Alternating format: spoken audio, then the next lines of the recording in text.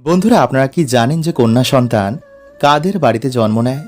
মানে কোন বাড়ি চয়ন করেন ভগবান কন্যা সন্তানের জন্য?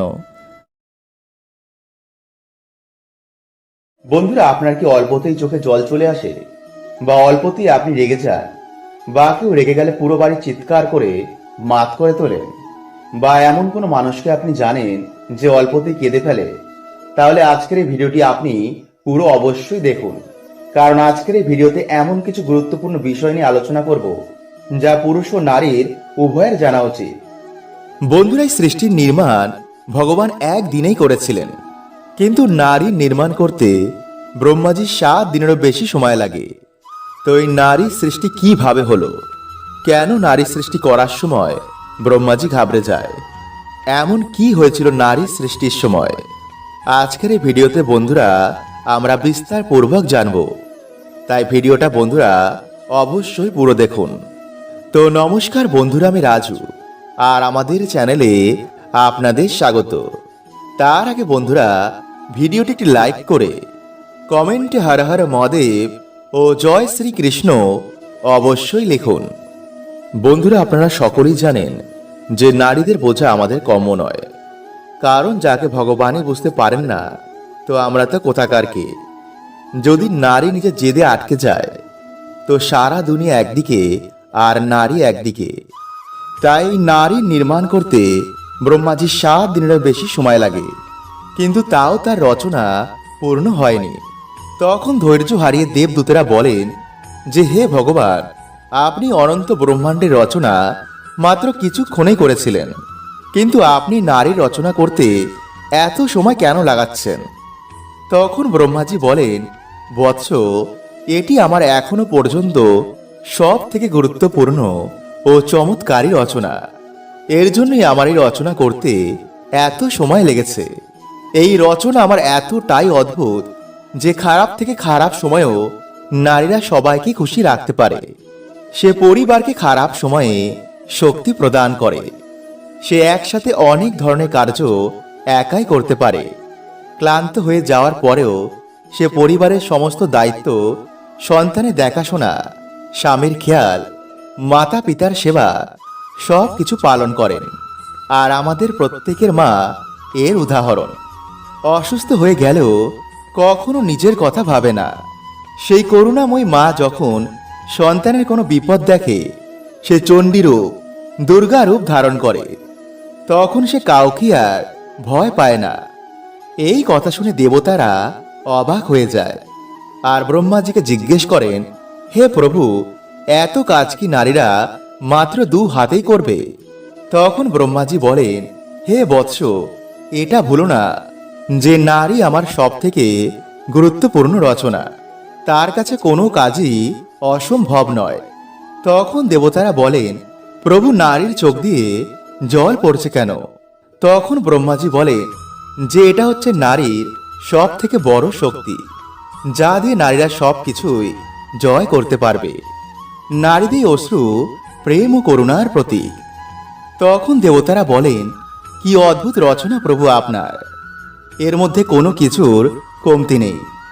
তখন ব্রহ্মাজি বলেন, না বৎস, এর মধ্যে একটি কমতি রয়েছে, আর তা হলো যে নারীরা নিজেদের কখনো গুরুত্ব বুঝবে না।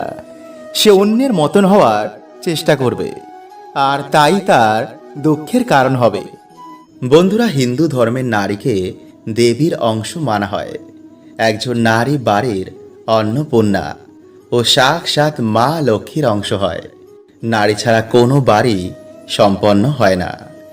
এই সৃষ্টি চালিয়ে রাখতে নারী বড় ভূমিকা পালন করে। তাই বন্ধুরা, আমাদের জানা দরকার যে নারীর কোন অঙ্গটি ভুলেও কখনো স্পর্শ করতে নেই, নইলে আপনি বরবাদও হতে পারেন। হ্যাঁ বন্ধুরা, আপনারা নিশ্চয়ই অবাক হচ্ছেন, কিন্তু এটাই সত্য। সমুদ্র শাস্ত্রের অনুসার এই অঙ্গটি ছুলে সেই ব্যক্তি বরবাদ হয়ে যায়। কিন্তু কেন? কি রয়েছে এমনই অঙ্গে? শুনলে আপনারা চমকে উঠবেন। তাই বন্ধুরা, ভিডিওটি অবশ্যই পুরো দেখুন। বন্ধুরা, আমাদের হিন্দু ধর্মের অনুসার যেই বাড়িতে নারীকে সম্মান করা হয়, সেই বাড়িতে সর্বদাই মা লক্ষ্মীর বাস হয়। ফলে এমন বাড়িতে কখনো আর্থিক সংকট আসে না।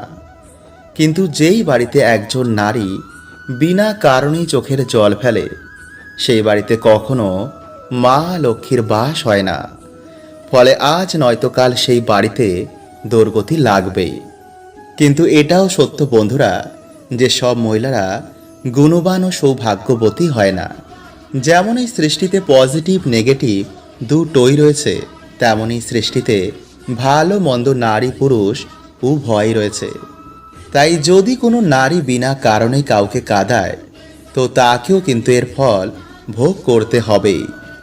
তো চলুন বন্ধুরা, এবার আমরা জেনে নিই যে সমুদ্র শাস্ত্রে অনুসার সৌভাগ্যবতী নারী কারা, আর কেন আমাদের এই অঙ্গ ছুতে নেই। বন্ধুরা, যে নারী সবার সাথে ভালো ব্যবহার করে, ঈশ্বরের পুজো অর্চনা করে, নিজের কর্তব্য ঠিক মতন পালন করে, জীবনে যত বড় সমস্যায় আসুক না কেন নিজের ধৈর্য কখনো হারায় না, এমন নারীকেই বন্ধুরা সৌভাগ্যবান স্ত্রী বলা হয়। সাথে বড়দের সেবা করা, ছোটদের প্রেম করা, সর্বদা দান পুণ্য করা, ভুল হলে সহজেই ক্ষমা করে দেওয়া, বুদ্ধিমান ও করুণাবান স্ত্রীকেই গুণবান স্ত্রী বলা হয়। কারণ এমন স্ত্রীর মধ্যে মা লক্ষ্মীর গুণ রয়েছে। ফলে এমন নারীর চারপাশে দেবদূতেরা ঘুরে বেড়ায়। সেই নারী যা জিনিসে হাত দেবে তাতেই সে সফলতা প্রাপ্ত করবে। তাই এমন নারীকে বন্ধুরা ভুলেও কিন্তু কষ্ট দেবেন না। তো চলুন বন্ধুরা, এবার আমরা জেনে নিই যে সমুদ্র শাস্ত্রে অনুসার নারীদের কোন অঙ্গ ভুলেও ছুতে নেই। বন্ধুরা, আমরা সকলেই জানি যে ভগবান বিষ্ণুর নাভি থেকে ব্রহ্মাজির উৎপত্তি হয়। এছাড়া প্রত্যেক মানুষের নাভিতে রয়েছে কুণ্ডলিনী শক্তি, যাকে আদি শক্তি বলা হয়। যখন একজন নারী মা হয়, তখন মায়ের নাভির সাথে সন্তানের নাভিও যুক্ত থাকে। তাই প্রত্যেক নারীর নাভিতে রয়েছে মা কালীর অনন্ত শক্তি। তাই বাসনায় জড়িয়ে কখনো কোনো স্ত্রীর নাভিকে স্পর্শ করতে নেই। এছাড়া বন্ধুরা, সায়েন্স বলছে যে নাভিতে আমাদের বিভিন্ন রকম জীবাণুর বাস হয়। নাভি আমাদের শরীরের ঊর্জাকে কন্ট্রোল করে। তাই নাভিতে আমাদের সহজেই হাত দিতে নেই। বন্ধুরা, আপনারা কি জানেন যে কন্যা সন্তান কাদের বাড়িতে জন্ম নেয়? মানে কোন বাড়ি চয়ন করেন ভগবান কন্যা সন্তানের জন্য? আপনারা শুনলে বন্ধুরা চমকে উঠবেন। আসলে বন্ধুরা, বহু মানুষই জানেন না যে কন্যা সন্তান বহু পুণ্যের পর আমাদের বাড়িতে জন্ম নেয়। তারা ভাবে যে কন্যা সন্তান জন্ম নিলেই তাদের বংশের উন্নতি হয় না। কিন্তু বন্ধুরা, এটি শুধুই মূর্খতা। কারণ বন্ধুরা, মেয়েদের জন্ম যার তার বাড়িতে হয় না। যাদের বাড়িতে কন্যা রূপে মা লক্ষ্মী আসেন, তারা খুবই ভাগ্যশালী। তাই বন্ধুরা, আজকের এই ভিডিওতে আমরা জানব যে ভগবান কেমন বাড়ি চয়ন করেন কন্যা সন্তানের জন্য। কোন সেই পুণ্যকর্ম যার জন্য ভগবান সেই মাতা পিতার গর্ভে কন্যা সন্তানের জন্ম দেয়। তাই যদি বন্ধুরা আপনারা কন্যা সন্তান হন, বা যদি আপনাদের বাড়িতে কন্যা সন্তান জন্ম নেয়, তো বন্ধুরা আপনারা নিজেদের জন্য ভিডিওটি একটি লাইক করে বন্ধুদের সাথে শেয়ার করুন এবং কমেন্টে আপনারা লিখুন হর হর মহাদেব ও জয় শ্রীকৃষ্ণ। বন্ধুরা, একবার ভগবান শ্রীকৃষ্ণের কাছে অর্জুন বলেন, হে মাধব, মানুষের কোন কর্মের ফলে একটি বাড়িতে কন্যা সন্তানের জন্ম হয়? মানে কেমন বাড়িতে কন্যা সন্তান জন্ম নেয়? তখন ভগবান বলেন, হে পার্থ, প্রচুর সৌভাগ্য প্রাপ্তি করলে, পূর্বজন্মে কোনো মহান কার্য করলে তবেই সেই বাড়িতে কন্যা সন্তানের জন্ম হয়। তবেই সেই মাতা পিতা কন্যা সন্তান হওয়ার সৌভাগ্য প্রাপ্তি করে। কারণ সবাই কন্যা সন্তানের ভার বহন করতে পারে না। কারণ একমাত্র কন্যাই যে নিজের সর্বস্ব অন্যের জন্য উজাড় করে দেয়। মা রূপে সন্তানের জন্য, কন্যা রূপে মাতা পিতার জন্য, আর স্ত্রী রূপে স্বামীর জন্য। তাই যেদিন কন্যা সন্তান হওয়া বন্ধ হয়ে যাবে, সেদিন এই সৃষ্টিও ধীরে ধীরে ধ্বংস হয়ে যাবে। বন্ধুরা, আপনারা শুনেছেন হয়তো যে পুত্র বাড়ির মুখ উজ্জ্বল করে, কিন্তু বন্ধুরা, কন্যা এমন এক সন্তান যে দুই বাড়ির মুখ উজ্জ্বল করে, এক তার নিজের বাড়ি আর দুই তার শ্বশুর বাড়ি। তাই যখন ব্রহ্মাজি নারী রচনা করেন তখন ব্রহ্মাজি অবাক হয়ে যান, কারণ সৃষ্টির মধ্যে সব থেকে সুন্দর ও জটিল রচনা হচ্ছে এই নারীর রচনা। তাই ব্রহ্মাজি নারদজিকে বলছেন যে নারী আমার সব থেকে গুরুত্বপূর্ণ রচনা। নারীর কাছে কোনো কিছুর কমতি নেই, নারীর কাছে কোনো কাজই অসম্ভব নয়। সে চণ্ডী রূপ ধারণ করে অসুরের বিনাশ করতে পারে, আবার লক্ষ্মী রূপ ধারণ করে সেই বাড়ির কল্যাণও করতে পারে। তাই বন্ধুরা, আপনারা অনেকেই জানেন না হয়তো, যদি পুত্র সন্তান না থাকে তো পুত্রবধূ বা কন্যাও তার শ্রাদ্ধ আদির কার্য করতে পারে। কারণ রামায়ণের অনুসার মাতা সীতাও শ্রাদ্ধ আদির কার্য করেছিলেন। তাই বন্ধুরা, আমাদের বাড়িতে কন্যা সন্তানের জন্মকে এক উৎসবের মতন আমাদের পালন করা উচিত। কারণ যেই বাড়িতে কন্যা সন্তান জন্ম হয় সেই বাড়িতে স্বয়ং মা লক্ষ্মীর কৃপা বিরাজ করে। বন্ধুরা, এই সংসারে প্রত্যেক মানুষের শরীরেই তিল রয়েছে। আর সমুদ্র শাস্ত্রে অনুসার যে মানুষের শরীরের এই এই জায়গায় তিল থাকে তারা খুবই ভাগ্যবান হয়। এবং এই তিল কিছুটা মানুষের ভবিষ্যৎ, চরিত্র ও গুণাগুণের প্রদর্শন করে। তাই যে মানুষের শরীরের এই 7টির মধ্যে যে কোনো একটি জায়গায় তিল থাকে সে খুবই ভাগ্যবান হয়। 100-র মধ্যে 90 জন মানুষের মধ্যেই এটি প্রমাণিত। আর বাকি যে 10 জন রয়েছে তাদের হয়তো পিতৃ সমস্যা, গ্রহ সমস্যা বা কোনো নেগেটিভিটির কারণে তাদের ভাগ্যের উদয় হচ্ছে না। যেদিন তাদের ভাগ্যের উদয় হবে সেদিন তাদের আর পিছনে ঘুরে দেখতে হবে না। হতে পারে কোনো মানুষের আগমনে আপনার বন্ধ ভাগ্য হঠাৎ করেই উদয় হয়ে যাবে। যেমন কিছুক্ষণের জন্য মেঘ সূর্যকে ঢেকে দেয়, আবার হাওয়াতে যখন মেঘ সরে যায় তখন আবার সূর্যের উদয় হয়ে যায়। ঠিক তেমনই বন্ধুরা, যেদিন আপনার জীবন থেকে নেগেটিভ এনার্জি সরে যাবে তখন আপনার জীবনে আবার ভাগ্যের উদয় হয়ে যাবে। তাই আপনি নিজেকে কখনোই দুর্ভাগ্যবান ভাববেন না। আপনি মানব শরীর পেয়েছেন, আপনি মোটেও দুর্ভাগ্যবান নন। তো চলুন বন্ধুরা, এবার আমরা জেনে নিই তিল ও তার স্থান সম্বন্ধে। তার আগে যদি বন্ধুরা আপনারা চ্যানেলে নতুন হন তো চ্যানেলটি সাবস্ক্রাইব করে পাশের বেল আইকনটি অল করে রাখবেন। আর কমেন্টে লিখুন হর হর মহাদেব ও জয় শ্রীকৃষ্ণ। নাম্বার 1, হাতের মাঝখানের আঙ্গুলে তিল থাকা। বন্ধুরা, সমুদ্র শাস্ত্রের অনুসার এমন ব্যক্তি এই পৃথিবীতে খুবই কম রয়েছে। তাই এমন ব্যক্তি ব্যবসাতেও খুব তাড়াতাড়ি উন্নতি করে। যদি তারা ঠিক মতন তাদের ব্যবসা খুঁজে পায় তো সহজেই তারা আর্থিক উন্নতিও করতে পারে। আর এমন ব্যক্তিরাই বন্ধুরা ইতিহাস লেখে। যদি সে চায় তো কখনোই তাকে বড় হতে কেউ আটকাতে পারবে না। নাম্বার 2, গলার কাছে তিল থাকা। বন্ধুরা, সমুদ্র শাস্ত্রের অনুসার এমন ব্যক্তিরা খুবই বুদ্ধিমান হয়, ফলে তাদের বুদ্ধির জোরে জীবনে কখনো তাদের অর্থের অভাব হয় না। নাম্বার 3, নাকে তিল থাকা। বন্ধুরা, যে মানুষের নাকের ওপরে তিল থাকে তারা খুবই আত্ম অভিমানী হয়। তাদের মন তো খুবই ভালো হয়, কিন্তু সহজেই কারোর কথায় তাদের মনে আঘাত লেগে যায়। তারা নিজের ক্ষমতায় জীবনে কিছু করতে সব থেকে পছন্দ করেন। তারা একবার যেটা ভেবে নেয় করব তো তারা সেটা করেই ছাড়ে। নাম্বার 4, ঠোঁটে তিল থাকা। বন্ধুরা, এমনও ব্যক্তি খুবই কম দেখতে পাওয়া যায়। সমুদ্র শাস্ত্রের অনুসার এমন ব্যক্তি খুবই হাসি খুশি হয়, তাদের মন খুবই ভালো হয়, তারা মিলেমিশে থাকতে খুবই পছন্দ করেন। এমন ব্যক্তি সবার মধ্যে নিজের একটি আলাদা পরিচয় তৈরি করে। নাম্বার 5, মাথায় তিল থাকা। বন্ধুরা, সমুদ্র শাস্ত্রের অনুসার যে মানুষের মাথার ডান দিকে তিল থাকে তারা খুবই বুদ্ধিমান হয়। জীবনে খুব তাড়াতাড়ি তারা সফলতা প্রাপ্ত করে। তারা সাহসী, চালাক ও পরিশ্রমী হন। মাথার বাঁ দিকে তিল থাকা ব্যক্তিরা খুবই শান্ত প্রকৃতির হন, ফলে জীবনে সফলতা প্রাপ্ত করার জন্য তাদের কঠিন পরিশ্রমও করতে হয়। মাথার ওপরে তিল থাকলে অনেক মানুষ তার প্রতি তার কথাবার্তায় সহজেই প্রভাবিত হয়। আর মাথার নিচে তিল থাকলে ব্যক্তিরা অত্যন্ত আবেগপ্রবণ হন। নাম্বার 6, চোখে তিল থাকা। বন্ধুরা, যে মানুষের চোখে তিল থাকে তারা বেশিরভাগ ক্ষেত্রেই আকর্ষণীয় হন। কানে তিল থাকা ব্যক্তিরা খুবই সংসারী প্রকৃতির হন।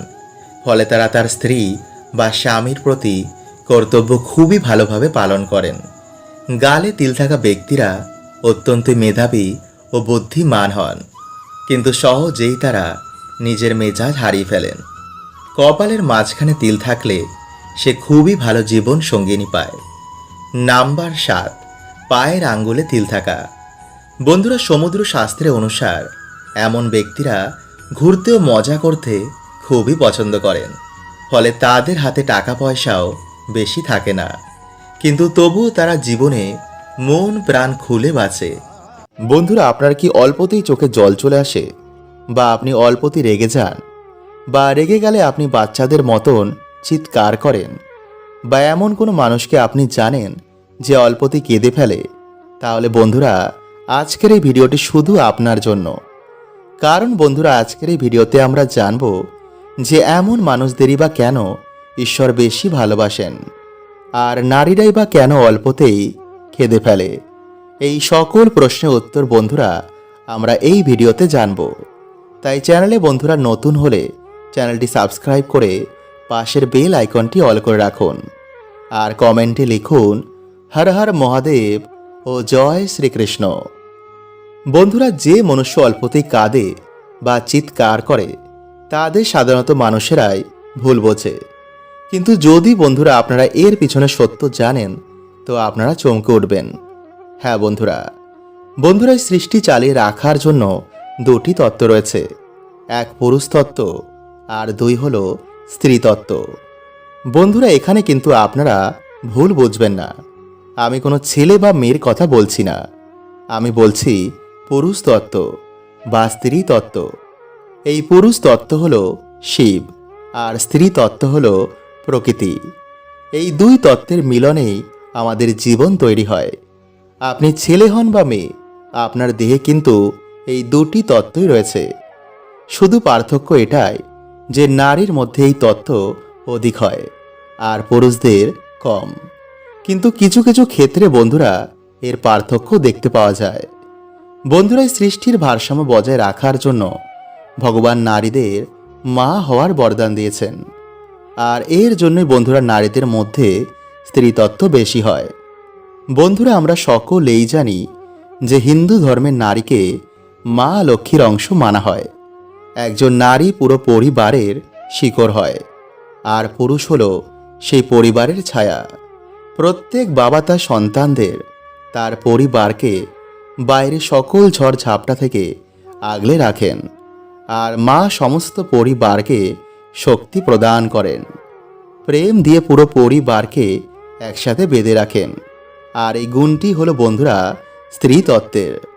বাস্তবে যে নারী ও পুরুষদের অল্পতেই চোখে জল আসে তার মধ্যে স্ত্রী তত্ত্বের গুণ একটু অধিক হয়। ফলে তাদের মন একটি ফুলের মতন হয়। তারা সহজে রিয়্যাক্ট করলেও তাদের মনে কিন্তু কোনো পাপ থাকে না। তারা অন্যের দুঃখ সহজে দেখতে পারে না। এমন মানুষেরা খুবই পশুপ্রেমী হয়।